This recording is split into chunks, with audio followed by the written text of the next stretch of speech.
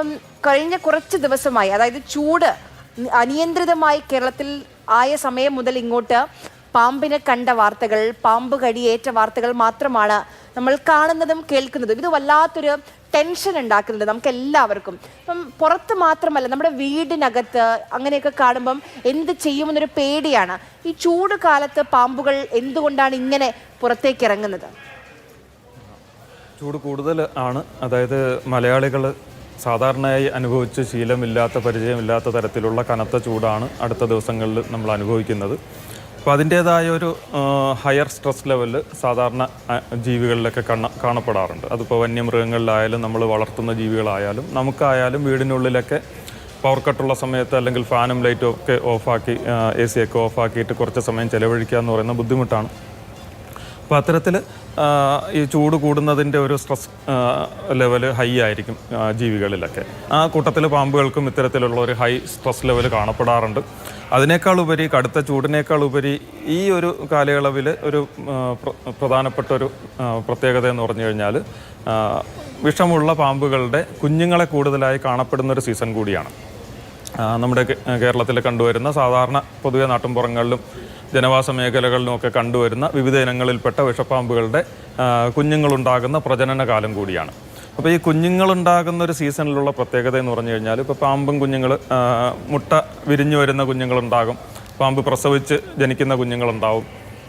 അപ്പോൾ പലതരത്തിൽ ജനിക്കുന്ന കുഞ്ഞുങ്ങൾ ആ ജനിക്കുന്ന സ്ഥലത്ത് തന്നെ കൂടുതൽ സമയം ചെലവഴിക്കാതെ പല സ്ഥലങ്ങളിലേക്ക് ഇങ്ങനെ സ്കാറ്റേഡായിട്ട് മൂവ്മെൻ്റ് ആരംഭിക്കുന്ന ഒരു പ്രവണത ഉണ്ടാവാറുണ്ട്. അതായത് അതിന് പാമ്പുകളെ സംബന്ധിച്ചിടത്തോളം പൊതുവെ ഒളിച്ചിരിക്കാൻ കൂടുതൽ ഇഷ്ടപ്പെടുന്ന ജീവികളാണ്. ശത്രുക്കളുടെ ഒന്നും കണ്ണിൽപ്പെടാതെ മാളങ്ങൾക്കുള്ളിലോ അത്തരത്തിലുള്ള വളരെ സുരക്ഷിതമായ സ്ഥലങ്ങളിൽ കൂടുതലായി ഒളിഞ്ഞിരിക്കുക, അത്യാവശ്യം വിരപിടിക്കാനും മറ്റും വേണ്ടി മാത്രം പുറത്തേക്ക് ഇറങ്ങുക, അത്തരം ഒരു പ്രവണതയുള്ള ജീവികളായതുകൊണ്ട് തന്നെ ഈ ജനിക്കുന്ന പാമ്പും കുഞ്ഞുങ്ങൾ അത്തരം സുരക്ഷിതമായ താവളങ്ങൾ അന്വേഷിച്ച് കൂടുതലായി സഞ്ചരിക്കാനുള്ളൊരു ടെൻഡൻസി ഉണ്ടാവും.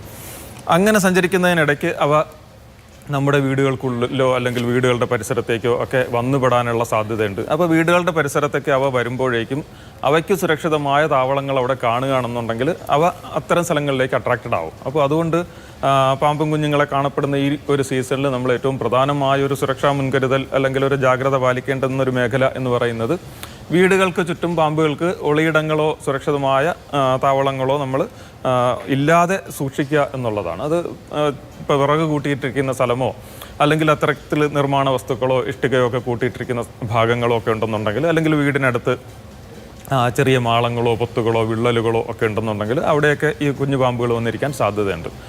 വീടിൻ്റെ പുറത്ത് ഊരി വെച്ചിരിക്കുന്ന നമ്മുടെ കുഞ്ഞുങ്ങളുടെയൊക്കെ ഷൂ ഉണ്ടെങ്കിൽ പോലും അത് ചെറിയ പാമ്പുകളെ സംബന്ധിച്ച് അതൊരു മാളം പോലെ തോന്നുകയും അതിനകത്തേക്ക് കയറിയിരിക്കാനൊക്കെ സാധ്യതയുണ്ട്. ചെടിച്ചട്ടികളൊക്കെ വീടിൻ്റെ അലങ്കാരത്തിന് വേണ്ടി വെച്ചിരിക്കുന്ന ഭാഗങ്ങൾ നമ്മൾ സ്ഥിരമായിട്ട് ചെടിച്ചട്ടികളൊക്കെ നനയ്ക്കാറുണ്ട്. അവിടെ ഒരു പച്ചപ്പും ഈർപ്പവും തണുപ്പും ഒക്കെ കൂടുതലായിരിക്കും. അപ്പോൾ തണുപ്പും തണലും ഒക്കെ ഈ പാമ്പുകളെ ആകർഷിക്കുന്ന, പ്രത്യേകിച്ച് ചൂട് കാലയളവിൽ ആകർഷിക്കുന്ന കാരണങ്ങളാണ്, ഘടകങ്ങളാണ്. അപ്പോൾ അത്തരം ഭാഗങ്ങളൊക്കെ നമ്മൾ പ്രത്യേകിച്ച് ശ്രദ്ധിക്കുക. വീടിനുള്ളിലേക്കും കടന്നു വരാനുള്ള സാധ്യതയുണ്ട്. അത് ചിലപ്പോൾ വീടിനുള്ളിൽ തണലോ തണുപ്പോ ഉള്ളത് കൊണ്ടാകണമെന്നില്ല. ചിലപ്പോൾ ഒരു പല്ലിയുടെ സാന്നിധ്യമോ അല്ലെങ്കിൽ ഇത്തരം പാമ്പുകൾക്ക് പിടികൂടി ഭക്ഷിക്കാൻ സാധിക്കുന്ന ഏതെങ്കിലും ഒരു ഇരയുടെ, എലിയുടെയോ മറ്റോ സാന്നിധ്യം കൊണ്ടാകാം ഓടി വീടിനകത്തേക്ക് കയറുന്നത്. അപ്പോൾ വീടിനകത്തേക്കുള്ള എൻട്രി പോയിന്റ്സും നമ്മൾ പ്രത്യേകം ശ്രദ്ധിക്കുന്നത് നല്ലതായിരിക്കും. വാതിൽ ജനലോ ഒക്കെ തുറന്നിട്ട് കഴിഞ്ഞാൽ അതുവഴി പാമ്പിനോ, മുതിർന്ന പാമ്പിനോ, പാമ്പും കുഞ്ഞുങ്ങൾക്കോ ഒക്കെ ഉള്ളിലേക്ക് പ്രവേശിക്കാം. അതോടൊപ്പം തന്നെ ഈ വാതിലും ജനലും ഒക്കെ അടച്ചിരിക്കുന്ന സമയത്ത് പോലും അതിൻ്റെ താഴെയോ ഒക്കെ ചെറിയ വിടവുണ്ടെങ്കിൽ, അല്ലെങ്കിൽ ജനൽ അടച്ചിരിക്കുകയാണ്, എയർ ഹോളിലൂടെ പാമ്പിന് പ്രവേശിക്കാനുള്ള സാധ്യതയുണ്ട്. അതായത് വീട്ടിൽ അലങ്കാരത്തിന് വേണ്ടി നമ്മൾ ഓർണമെൻ്റൽ പ്ലാന്റ്സ് ഒക്കെ വളർത്താറുണ്ട്. പലപ്പോഴും വള്ളിച്ചെടികളായിരിക്കും, ബോഗെയിൻ വില്ല പോലുള്ള അല്ലെങ്കിൽ പാഷൻ ഫ്രൂട്ട് പോലുള്ള വള്ളിച്ചെടികളൊക്കെ ഉണ്ടാവും. അതൊക്കെ വീടിന് മുകളിലേക്ക് പടർന്നു നിൽക്കുന്ന സമയത്ത് ചിലപ്പോൾ ഇത്തരം എയർ ഹോൾസും ഒക്കെ ആയിട്ട് കണക്റ്റഡ് ആയിരിക്കും. അത്തരം കണക്ഷൻസിലൂടെയൊക്കെ കയറി വരാൻ സാധ്യതയുണ്ട്. ബാത്റൂമിൻ്റെയൊക്കെ വെള്ളം പുറത്തേക്ക് പോകുന്ന പൈപ്പൊക്കെ ഓപ്പൺ ആണെന്നുണ്ടെങ്കിൽ അതുവഴിയൊക്കെ കയറി വരാൻ സാധ്യതയുണ്ട്. അപ്പോൾ അതൊക്കെ ഒരു മെഷിട്ടോ അല്ലെങ്കിൽ നെറ്റിട്ടോ ഒക്കെ മൂടുക എന്നുള്ളത് വളരെ പ്രധാനപ്പെട്ട സംഗതിയാണ്. പാമ്പുകളെ ആകർഷിക്കുന്ന ഒളിയിടങ്ങൾ വീടിന് പരിസരത്തില്ലാതിരിക്കുക.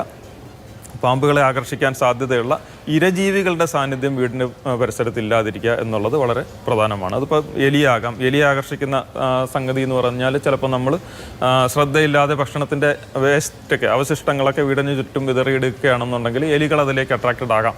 ആ എലിയുടെ സാന്നിധ്യം പാമ്പുകളെ ആകർഷിക്കാം. അപ്പോൾ അതുകൊണ്ട് ഫുഡ് വേസ്റ്റ് ഒക്കെ പ്രോപ്പറായിട്ട് ഡിസ്പോസ് ചെയ്യുക എന്നുള്ളത് വളരെ പ്രധാനപ്പെട്ട ഒരു സംഗതിയാണ്. പിന്നെ വീട്ടിൽ അലങ്കാര പക്ഷികളൊക്കെ വളർത്തുന്ന, ഇപ്പോൾ പലരും ഇത്തരം മുൻകരുതലുകളെ പറ്റി കേട്ട് അലങ്കാര പക്ഷികളെ ഒഴിവാക്കണം എന്നുള്ള ചിന്തയിലേക്ക് വരെ വരാറുണ്ട്. പക്ഷേ കുട്ടികളൊക്കെ വളരെ ഇഷ്ടത്തോടുകൂടി സ്നേഹത്തോടുകൂടി വളർത്തുന്ന പക്ഷികളൊക്കെ ആയിരിക്കും. വളർത്താൻ പാടില്ല എന്നുള്ളതല്ല, ഈ പക്ഷികളെ പിടികൂടി ഭക്ഷിക്കുന്ന പാമ്പുകൾ അല്ലെങ്കിൽ അവയുടെ മുട്ടയെടുത്ത് ഭക്ഷിക്കുന്ന പാമ്പുകളൊക്കെ ഇത്തരം സാഹചര്യങ്ങളിലേക്ക് ഈ ഇരജീവിയുടെ സാന്നിധ്യം കൊണ്ട് അട്രാക്റ്റഡ് ആകാൻ സാധ്യതയുണ്ട്. ഒരു പ്രത്യേക കരുതലുണ്ടായിരിക്കണം എന്നുള്ളതാണ്. പിന്നെ വീട്ടിനുള്ളിലൊക്കെ വളർത്തുന്ന നമ്മുടെ മറ്റ് പെറ്റ്സ്, പൂച്ച പോലുള്ള പെറ്റ്സൊക്കെ പുറത്തിറങ്ങി നടക്കുമ്പോൾ പാമ്പും കുഞ്ഞുങ്ങളെയൊക്കെ കണ്ടു കഴിഞ്ഞാൽ അതിനെ ജീവനോടെ പിടികൂടി വീടിനുള്ളിലേക്ക് കൊണ്ടുവരാനൊക്കെ സാധ്യതയുണ്ട്. പെറ്റ്സിനെ നമ്മൾ ഏതായാലും ഒന്ന് പ്രത്യേകിച്ച് കരുതുക. ഇതൊക്കെയാണ് വീടിനും പരിസരത്തും ശ്രദ്ധിക്കേണ്ടുന്ന പൊതുവായിട്ടുള്ള സംഗതികൾ.